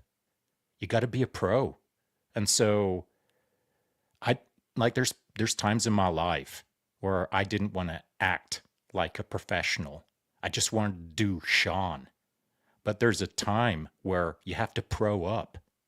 You've got to if you've got to put on a mask and go large and in charge, or if you've got to just chillax and lean against a wall and still be large and in charge, whatever it takes, there's moments where it's got to be done freaking right. And so I think that in our day-to-day lives, we tend to look away from the importance of doing it professionally in a moment. And so I'm not suggesting at all that Chris doesn't. What I am suggesting is anyone who's hearing this now, think about the moments in your life where you've just been kind of casual in the conversation, and how if you would have changed that conversation, it could have impacted someone's life more positively in the future. Just a little bit of sound advice, as it were, some sound wisdom. And so that aspect of every minute that someone is in front of us that we are in command and control of, for lack of a better term, man, it's on you. It's on all of us to pro up, because in the moment, it's like you can juggle all the balls and be the entertainer in the moment, whether you're teaching CQB, whether you're teaching judo throws, or whether you're teaching how to make a cup of coffee. It can all be a clown show. Or you can flip that on its script and turn it into like super deep lifelong wisdom when you're teaching someone how to make a cup of coffee. And so life is what you make it. And if you're responsible for others, you're supposed to make it better for them. Chris, I'm going to come to you next. What do you got? I agree 1,000%. And every time I'm on stage, all I'm trying to do is so there's no version of me because I'm unfortunately known about because of the internet. And Instagram is this thing that like I had that thing put in place because I was told when I started because I was opening an academy. So I opened my own place and they said, "Okay, you're going to want to do Instagram and put a bunch of hashtags on this stuff." I was like, "All right, cool. I'll just do whatever needs to get the students in the door." I have no idea how that thing works. And all of a sudden I exist on that thing all the time. So I know people are watching. The last thing that I want to do is use no, the headphones are dying. Oh, professional. The last thing I want to do is use that thing to jump around and be like, look at me, I'm fucking awesome. What I want to do is I want to share my knowledge and I want to help people. That's all I wanted to do. I want to make things as clear as possible and help as many people as I can. So, like you were saying, when I'm holding court on my mats with my students, there's no version of that where I'm just kind of phoning it in. Like, oh, just I'm here. I'm gonna dick around on my phone. You guys can just spar. There's nothing I hate more than that. Walking into an academy, somebody shows something they saw on YouTube, and they're like, all right, you should do some rounds. That is a disservice to these people in their time. I want that whole class to be like beginning, middle, end. You get an entire hour of me. You don't get 10 minutes of something I saw on an instructional and then you do your thing. No, I'm going to give you every single ounce of energy I've got for that allotted amount of time. And then sometimes more. And that's to my detriment. Like I come home exhausted. I've got a lot of friends that do that. I got some good instructor friends, but they don't get home till like 3 in the morning. That's how passionate they are about it. And they're poor loving partners. Just deal with it, you know? So I limp home and my wife kind of like pats me on the head, like, oh, look at you, hero. It's worth it. It really is worth it to me to make sure that this is handed down correctly with intent, not just half-assedly. There's no version of me that respects that. You get what I mean? Because this is kind of answering what Sean said before this dies. I'll find more headphones, Tracking, no but worries. you can hear me. Just the idea of I know how important this is because it's important to me and I ran it up a flagpole and there's a lot of people saluting, so I know how important it is to people that are not on my mats. Mm. So I used to have this very small canvas and all the people that showed up, they were in 1,000%. Now the canvas is much larger. So I need to kind of up the game, like, okay, I'm spreading this a lot further than I anticipated. So it's going to be an interesting year or two of trying to see if I can do this, without being killed. Because there's a lot Yeah, of people that don't like me because of what I'm doing. But well, if I'm going to die for something, I might as well die for something useful. So beauty. Yeah, headphones. So, good to go. I just love that. I really love it. Mike, what do you got? I think everybody said it better than I can. I've been having this thought ever since, Sean spoke a minute ago, and, we're just talking about, constant improvement, being a learner, passing on wisdom. And I think even, many of us, and this is a case of this, I think, this podcast, and it's something that I think about a lot. And basically it's this thought that I always need to be fearful of spending too much time in a room where I feel I'm the expert or I'm the smartest person in the room.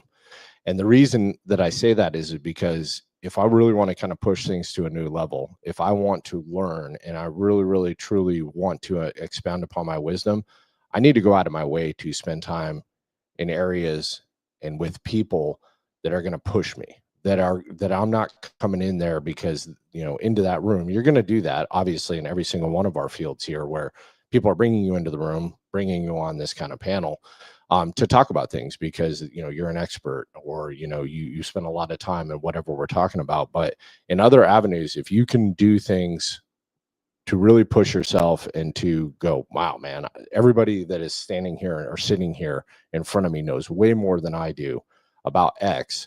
And this is a time for me to close my mouth and just listen and to take notes.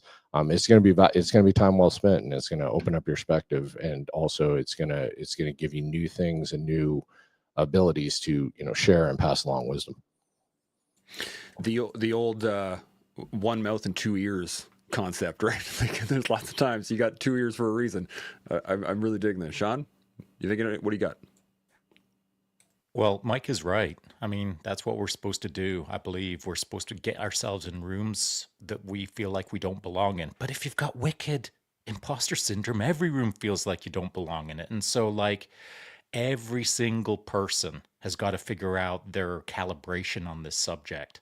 And so, more often than not, and I know this is going to sound crazy, and it's I'm kind of building it out into an image that isn't perfectly correct, but I've got a wicked imposter syndrome, but I'll be the first guy to kick down a door to get in a room that I feel like I don't belong in.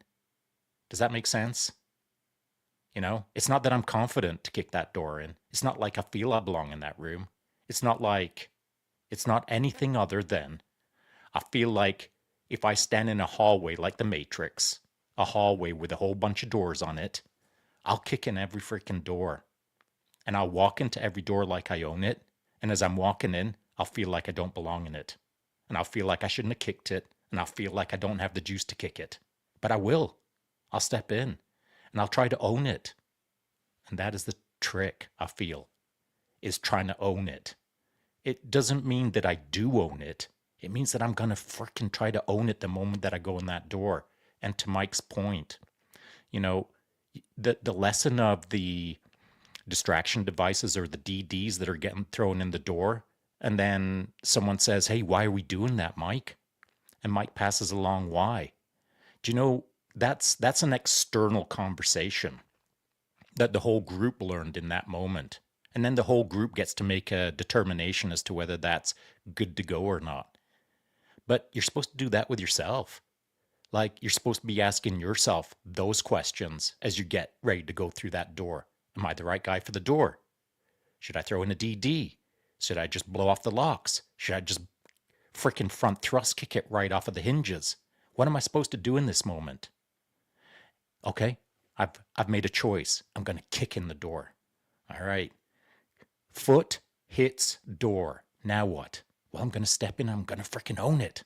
I'm not going to slice the pie. I'm not going to check my corners. I'm just going to charge in and blah, blah, blah, whatever. My plan. Well, I've had a gajillion plans in my life, and most of them don't work out the way I see them. But the door still gets booted in, and I still step into it, and I still try to freaking own it. Now, have I owned my entire life 100%? Yes, I have. But have my results shown 100% of that ownership? No, they haven't. And so we all have to kick in a door. We all have to step through and freaking own it. And so what stops people from doing that? Is it the fear that they will judge themselves as only doing 66% on that door? Or is it a fear that others down the hallway will watch you kick that door and think, lame kick, he ain't gonna survive? What is it? What is it that holds us back? Ooh. And I kick the door down way better than anybody else, just so you know. If anybody's wondering. Dave, I'm going to come to you first on this one. What do you think? Yeah, I was just thinking about it. It's more than just this idea of owning it.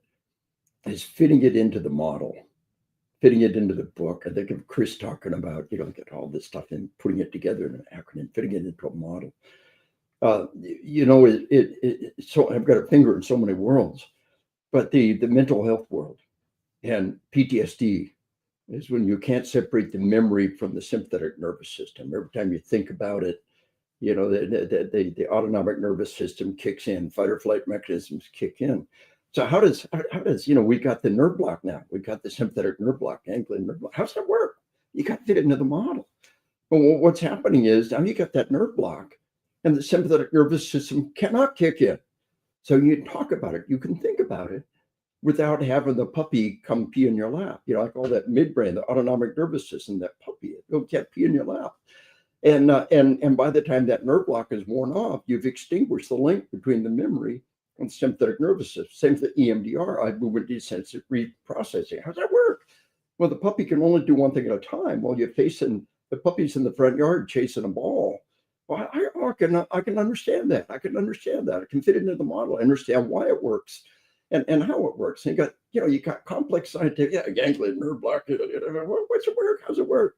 Just create a simple model so that simple people like me can understand it and fit it into the whole picture. And it's not necessarily ownership. It's just fitting it into a mechanism that the audience can say, okay, I can understand how that works now. I see that works. I see what the goal is. Whatever aspect of what you're doing, it never stops. And taking whatever the latest sample, that's bullshit, throw that away. No, it's working. It's helping people. How's it helping? Why is it working? And you can help people take it to that next level by fitting it into the model and taking the science. Is the science and the medicine keeps flowing in. How does that work? Why does that work? How does it fit into the model? If you can't fit into the model, maybe the model needs to be reworked, need to be rethought. And so it's an ever ongoing process of not necessarily ownership. Ownership's not bad. When you walk up on that stage every time, we talk about methodology. I just have so little patience when people won't use the mic. I don't need a mic. But you don't want to hear your own voice. Get over it. Get a grip on yourself. When you're on the flight deck in an airplane, you key the mic, you hear your voice. It's a biofeedback loop. It's got great utility. Well, what the hell kind of an instructor are you? You're going to stand up in front of a group of people and you won't use a freaking mic. When hearing loss is one of the major dynamics that's happening out there, go get a set of balls and go out there and do the damn job or get the hell off the stage. Who the hell are you? I don't need a mic. It's those kind of things that it's not. You walk up on that stage and yeah, you own it. You've kicked the door in, but it's more than that. It's fitting it all into a model that people can understand and apply in a variety of different fields that you've had the privilege and again you're not worthy of that privilege to be given to you if you're not willing to do the work and the thought process that goes with it. But kind of kicking in the door and owning the place maybe to a different place, a different level where people can understand that and maybe use it. I like it. This is what do you got, Sean? So Dave, the reason that you can so easily say that is, Chance, can you put Dave on the main screen, please? So behind Dave's right ear, you'll see the PPCLI crest, Princess Patricia's Canadian Light Infantry crest, which is, whoop, I've got one of those bad boys over there since my first career. I started off with the PPCLI. That's why Dave understands how to kick a door, because behind his left ear is a bobby cap. And so as you look around Dave's room, or if you look around the guy's life, and it's not about qualifications and certificates hanging on the wall, a guy's life or a girl's life. When you look around, it represents doors. And Dave's kicked a few. And so as he's kicked those doors, and I'm talking about knowledge and wisdom, as he's kicked those doors, he has learned more and more through every door that he steps into. Now, that body of work turns into wisdom. And then you have the burden of responsibility, as Dave has already said. Like on his wall behind him is the responsibility. Like if Dave showed up and he was a clown and I saw Princess Patricia's Canadian Light Infantry crest on his back wall and he was being a clown, guaranteed we're talking after the show. That's Yeah. the burden of responsibility. Oh, that's So so good. there's a responsibility to who you're serving. And if you aren't responsible, who you're serving will hold you responsible. To be worthy to put that up. But For sure. it goes a step further, and it's important. It's an important part of it. The world is going to try to pull you down. You know, we're all insecure. You know, unless you're a raging sociopath or a narcissist who can't admit that they're insecure. Every human being is dealing with that.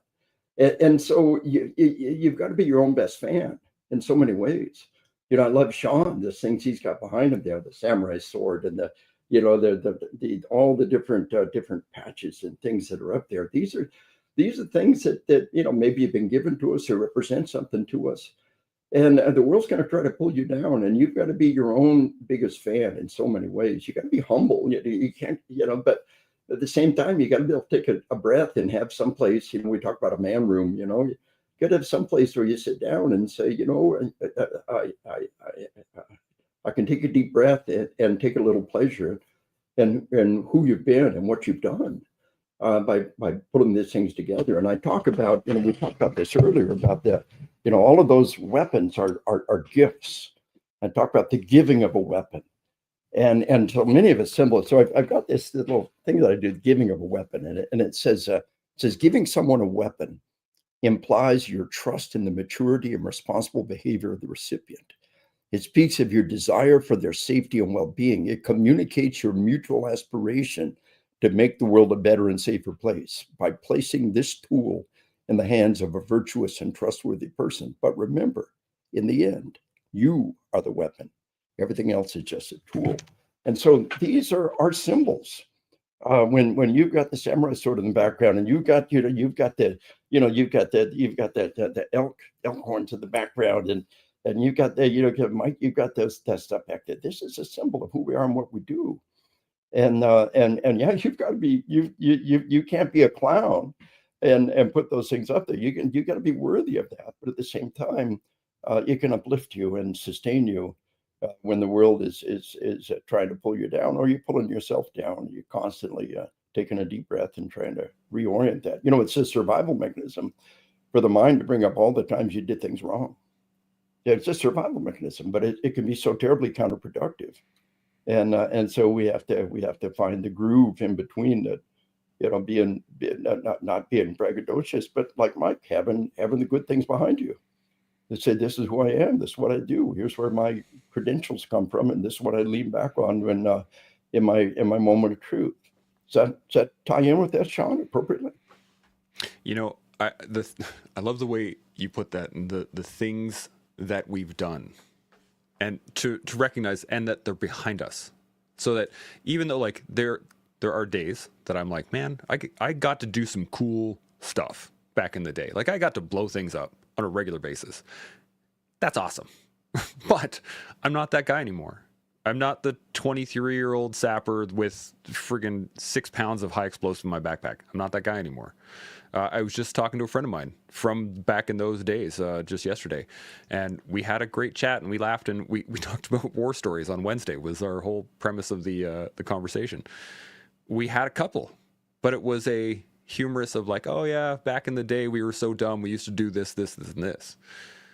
And I love the fact that we can have these little totems, these little things that mean stuff to us from our past, and they tell something about ourselves to the forward. Totem is an awesome word.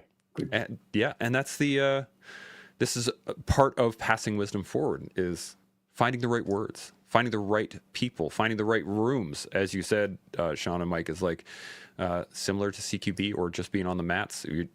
If you're in the right room with the right people, passing on the right words, wisdom is caught. People are able to catch it with their little butterfly nets, is what I'm picturing. People running around with butterfly nets catching wisdom. Chris, you got any thoughts on any of this? Yes, you. My man cave. I got all of that at my academy because I was sitting here being a Debbie Downer, like, "Shit." But I got like in my bag, there's a ton of challenge coins. You know, there's I'm sitting here thinking maybe I should do that. And then I had a moment. I was like, well, I will, but I'm busy. You know, like I'm trying to do more. But I thought about it, and literally yesterday, road while I was in LA by one of the original guys from my. He gave me one of the original patches, and I had it framed, and it's put up next to all my other things. And I thought about it, like, yeah, man, every time I walk into my academy, that's kind of like my shrine, you know, that's my totem. You know, that's all the achievements all coalesced into one thing. And I respect that greatly.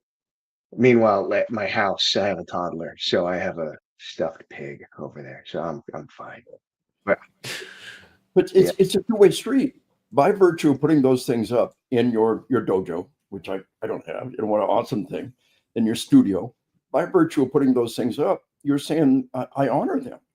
You know, I always thought as a young soldier, you know, a young lieutenant, you know, that we give these things to our soldiers and we give them these certificates, but we don't put them up on the wall. So we're saying that we don't really honor those things. And I always made a point of taking all the stuff that I was given across the years and kind of had it up on the wall, because we give them to a young soldier. And then if we don't honor them ourselves, it's like giving ribbons and not wearing them, giving a certificate and having it up on the wall. It was just always my philosophy. And now that people are giving me things, you properly honor them and show that you recognize uh, the honor bestowed upon you by putting them up on the wall, the coins and the other stuff like that. It's a two-way street. It's interactive, virtuous circle. And Chris, for you, so the this cork board that is behind me, that wasn't there a couple of years ago. I just happened to have a spare cork board laying around, and someone had sent me something that I didn't have. It was a set of American jump wings, and I was like, man, I can't believe I lost those, but I'm glad I've got them. What am I going to do with them? I was like, I'll just jam them into this cork board. Bam. And that's how it started. Super simple. I didn't have a grand plan. So all of this stuff, like, I don't treat it as that's who I am. That is a cork board of what I used to do. And so it does catch, like, no one comes into my office other than, my family. So it's not like it's a pedestal for people to tour through. Like, just stay out of my office and stay out of my business is how I usually think. But obviously, it's been on the internet now a few times. And what it has done for some people is they'll see something way in the back corner there and they'll think, oh, is that an operator badge? That's what I want to be. And then my job is done. Like, something on that board will inspire someone to go be rad. Just like the 75th, Mike, someone will see what he's got behind him and think, that's what I want to be. And that's enough for me, man. So, like, every day I don't come in and stare at my corkboard and think, look at me, I'm such a big deal. In fact, it embarrasses me most of the time that, like, I have it up. I don't like these things being up. I don't like people to evaluate me if they don't know me. And so this kind of puts you out there, though. And so, Chris, you get something behind you on the wall there. Um, Now people are going to assess you. And so, like, it's a new game all of a sudden. And it'll be a new thing that you've got to work through. And you'll get wisdom from working through it. But the wisdom that you get then has to be imparted to your students. Because one day in the near future, you'll be having a conversation with them about, so I just hung up my ... on my back wall, and I was in a podcast for my 12th time, and someone mentioned, hey, what's that on your back wall? And then I told a story, and what that did was change someone's life. And that's how it works. So there you go. So I want to jump on this too, because I'm kind of want to push back on it a little bit, but not quite. You said that it's not you, but all those accomplishments are part of you. Like, they're not separate from you. They happened. You did them. You earned the badges. You earned those things. So they are part of you. Now, interestingly enough, for us, for like Mike and Sean and Dave, this office is our kind of our workspace. Like, this is where we're working. This is where we spend our time. This is where we actually, so we can put these things up, like my elk, like this devil dog thing. I actually drew this overseas, or for when we were going overseas, I should say. And it was our door to our tent. So it means something to me. It's part of my history. But Chris, like your place of work is the dojo. That's where you are delivering that information, right? That's where your totem should be. Whereas kind of our totems are where we deliver the wisdom, where we are trying to pass that forward. And I'm digging this a lot. Mike, I'm going to come to you now. What do you think? You've been quiet for a while. What do you got? Well, I'm just, looking around my room, I'm thinking about everything you guys are saying. And, for the most of my career, just because I moved around a lot, I didn't set up a lot of stuff in my office. And when we moved into the, place, where we're retiring, my wife and my daughter, they actually set up this room for me. And my wife went through the arduous effort of digging through literally everything and finding everything. And when I say everything, if you don't mind, I'll do a 360 real quick. Everybody good with that? Comfortable? All right, I'll try not to make everybody seasick. When I say my wife went through everything, I mean she went through everything.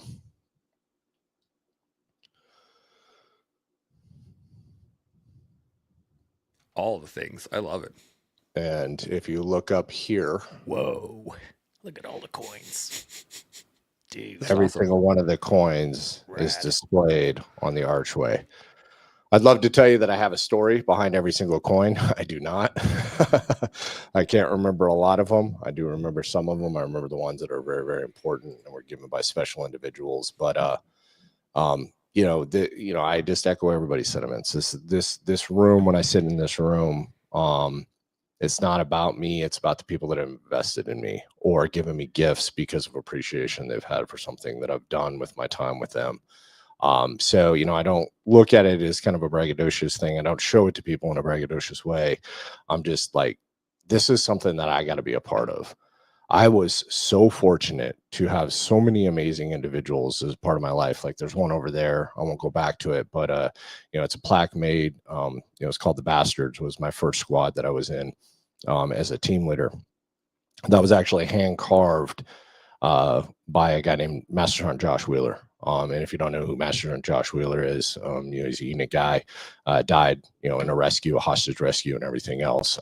So like when I look at that, not only do I think of the time that he gave that to me, the time that I spent with him, but then also I look at that and I'm just like, man, what an amazing man that I got to spend some time with. And he bestowed so much on me. Every day that I live, every day that I do what I do, it's in honor of all of this and all of these individuals. I hate using the word obligation, but it's almost an obligation. Yeah, it is. It is an obligation, and it's so important to stay humble through it and hungry through it. So, if you don't mind, to Dave's point, I do love a good blade, but more importantly, I love getting a good blade from a good friend. And that is from my friend Seb Lavoie, who I'm co-writing a book with, who I've known for about 4 years now, and who I feel like is a brother from another mother, And so the things that impact us should be within arm's reach. And you can use that metaphorically, or you can use it practically. That's completely up to you. But I've got things within arm's reach right now. I've got like all blades, they're all knives, but I've probably got 8 knives within reach, and I wouldn't have to move too far in my chair.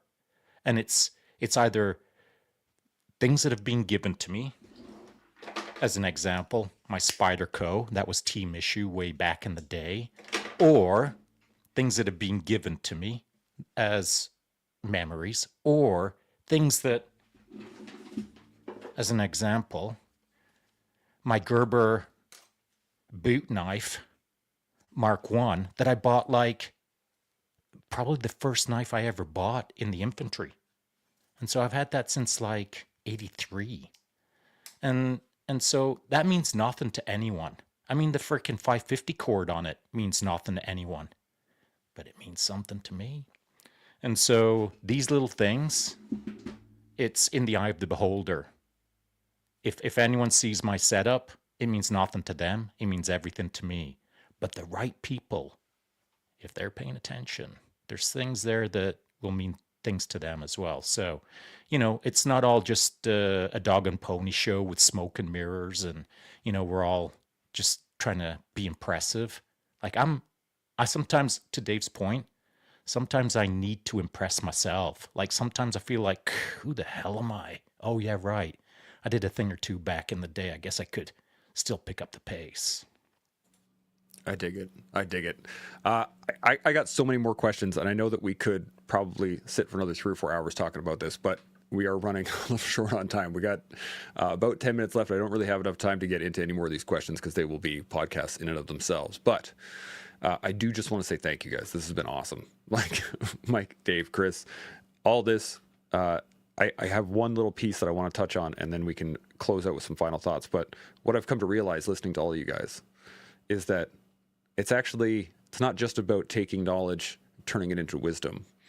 It's taking knowledge, turning it into our personal wisdom, and then digesting that for somebody else as knowledge, so that they can then internalize it, make it their wisdom, and pass it on. And it's the Ouroboros, it's the snake eating its own tail. Like it's a continuous circle of wisdom, and I just love it. So any final thoughts across the board? I'm going to start, Chris, you're on the bottom here. I'll work my way up.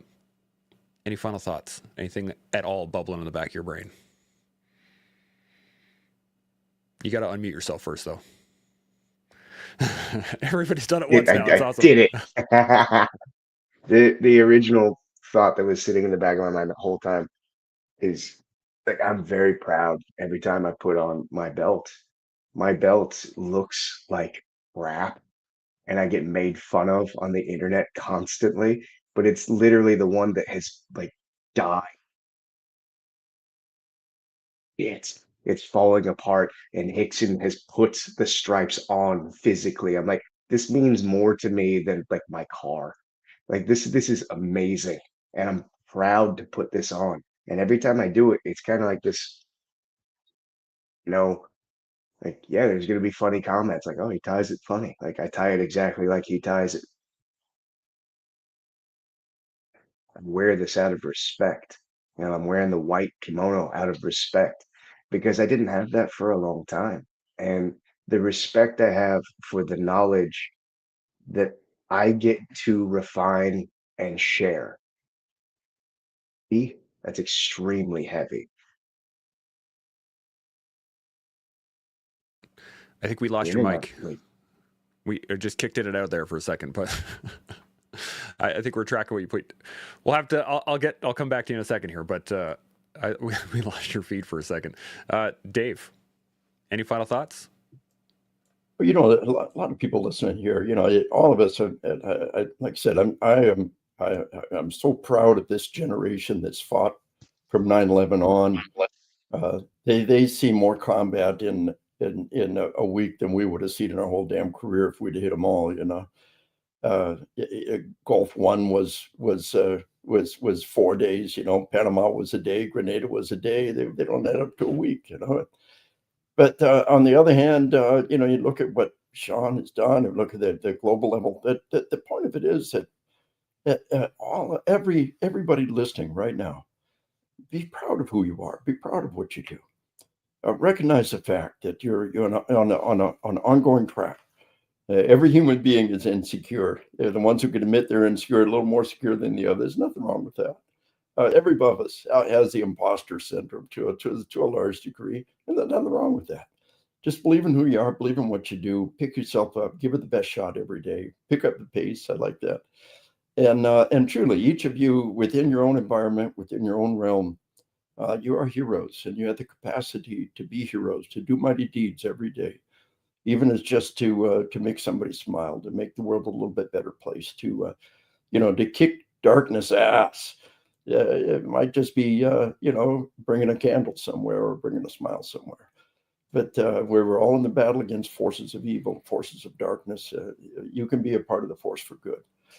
And you don't have to be a ranger. You don't have to be a sapper. You are in the fight. You are worthy, and the world needs what you have to give.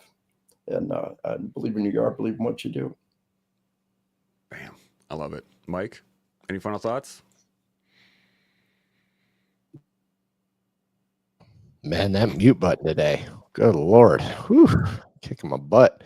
Now, I just want to say, Sean, and Chance, thank you so much for having me on again. And just very quickly, it's an absolute honor to share this panel with Chris and Dave. Dave, I've watched your work. I've worked with many of the individuals you've trained throughout the last decades. So when I saw that you were going to be a guest, imposter syndrome is an understatement. You've dedicated your life to warfighters, first responders, and it's a noble cause. Preparing all of us for the things that we're going to see and the things that we're going to do. And there's many. Unfortunately, I didn't grab it. I should have.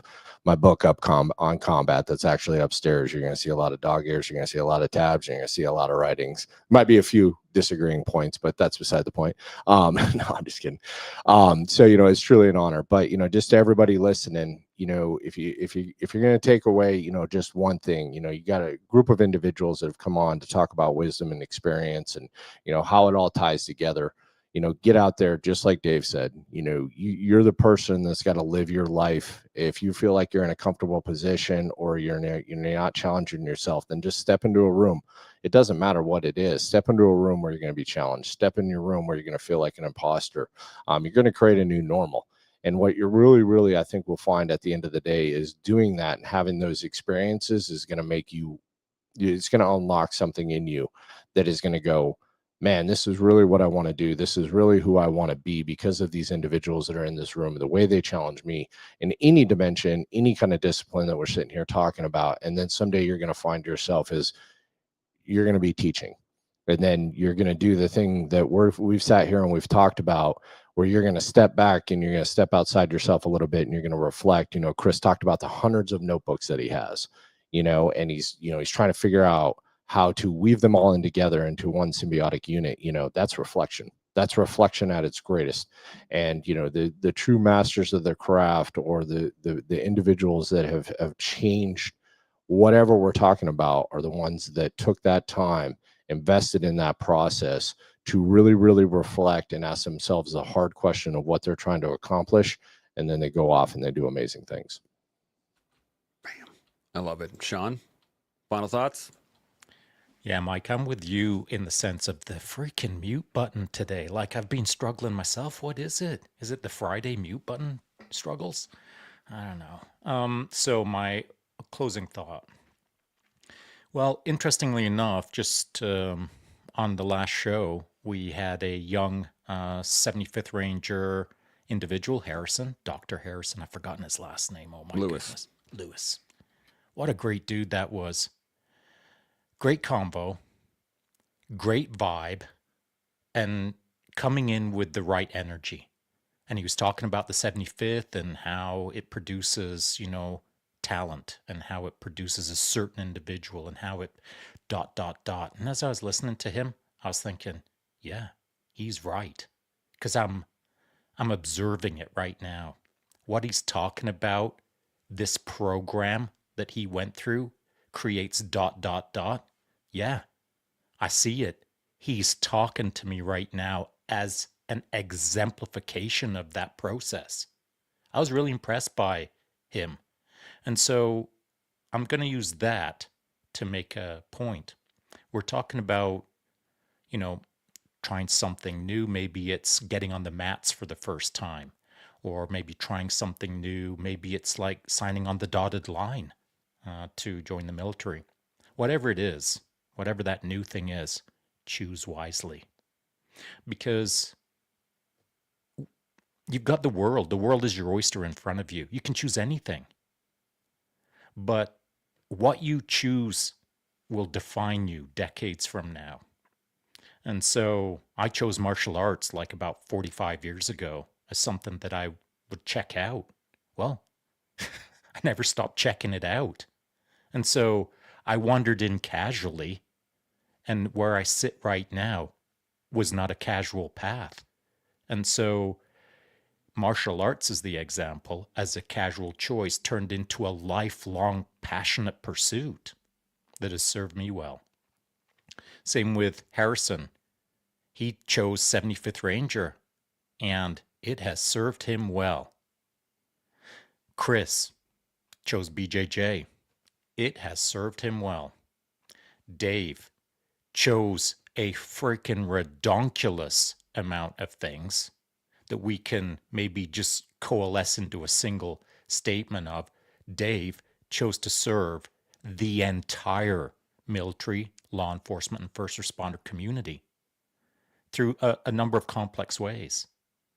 But like, Dave may not have known that that's what he was choosing on day one, but that's what he chose.